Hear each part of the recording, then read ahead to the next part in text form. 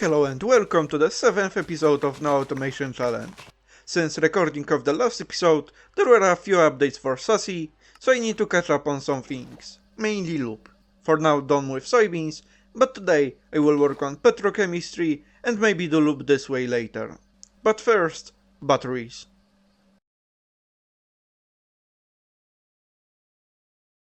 While I'm digging up the basement, let me tell you why I want batteries. Power rework added a need for loop, and spin-up time for all large power generation.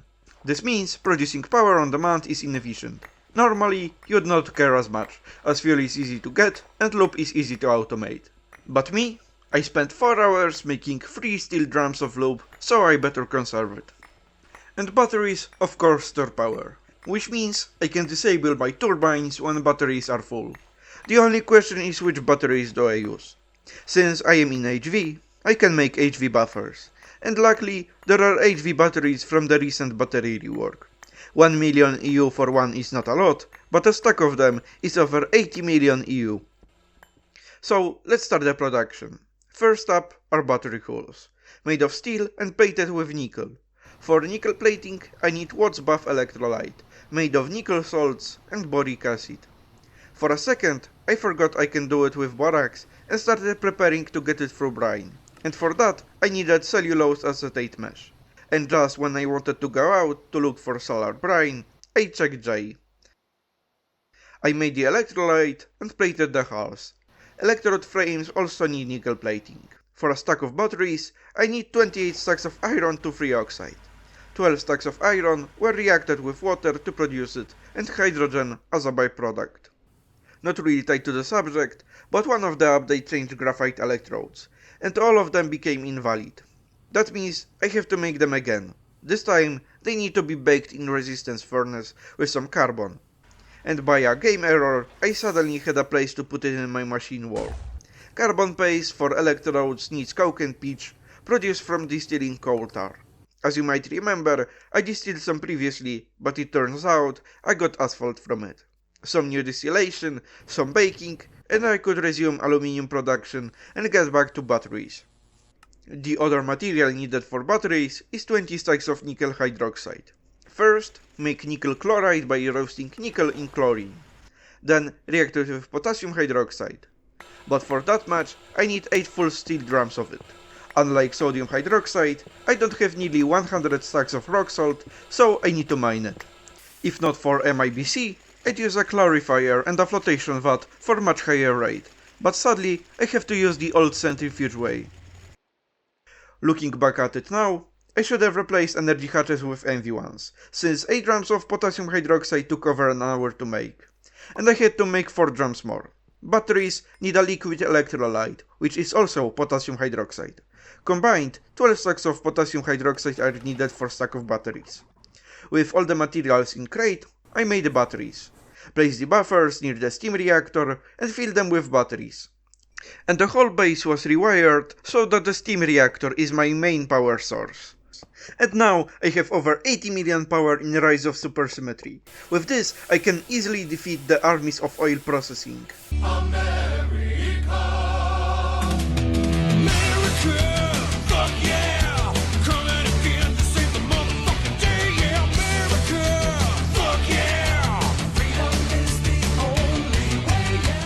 First, let's find a vein. Oil can spawn in an ocean and desert chunks, and I have an ocean very close by. There are 3 different oil veins that can spawn: heavy, normal, and light. Heavy oil is rich in heavy fractions, while light oil is rich in light fractions. Normal oil is in between. And since lubricant, which is the thing I want from oil, is a heavy fraction, I'd be really happy to find a heavy oil vein.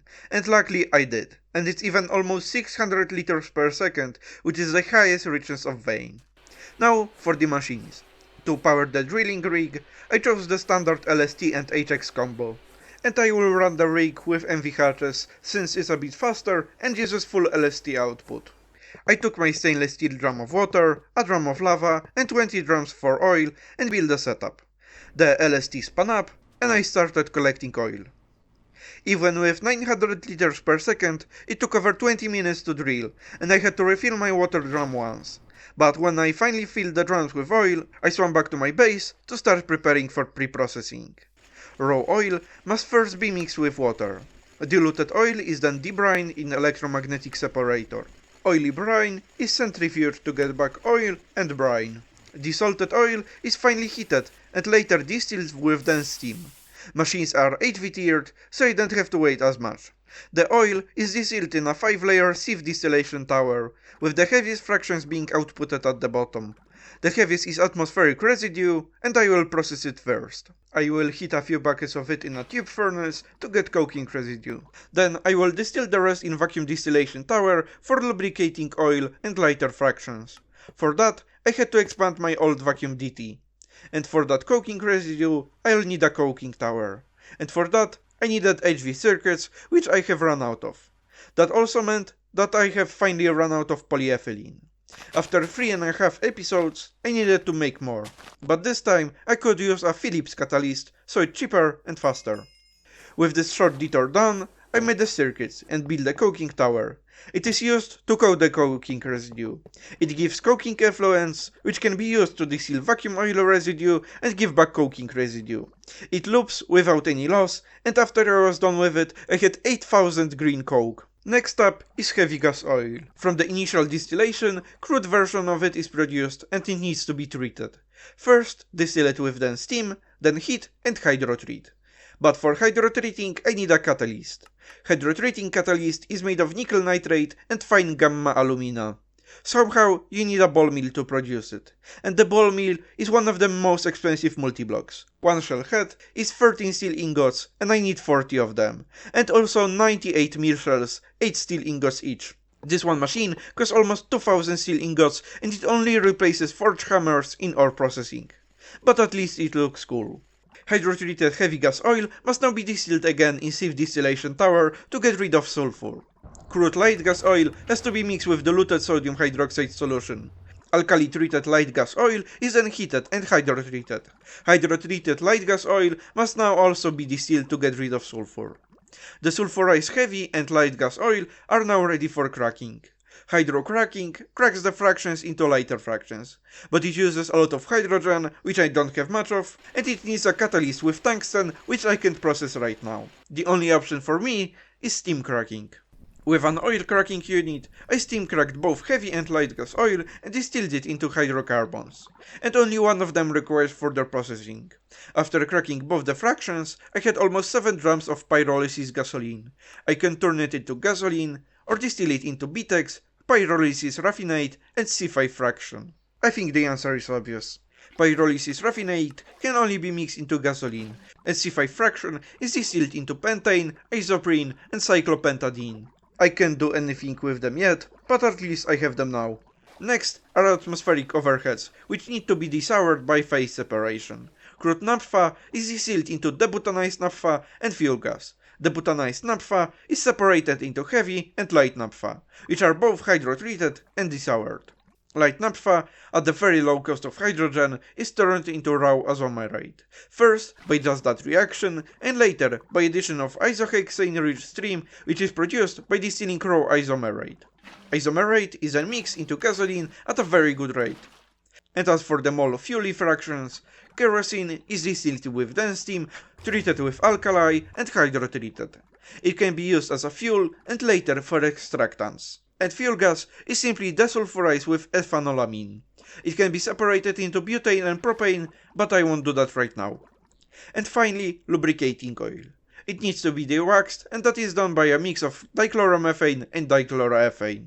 Dichloromethane was stolen from PTFE production, and for dichloroethane, chlorine and ethylene were reacted. Crude lubricating oil was mixed with the solvent and cooled by liquid ice.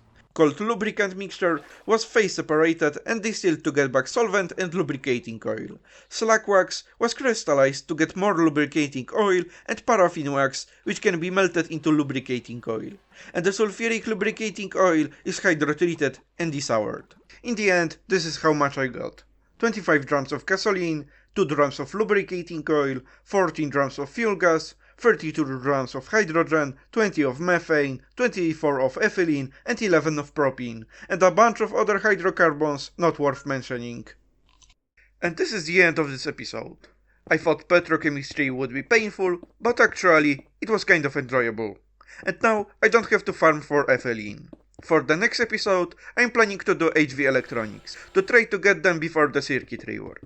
We'll see how fast I will do it, but the EV is very close. And that's where the pain will begin. But let's not get ahead of time. Thank you for watching, and I'll see you in the next episode of SuSy No Automation Challenge.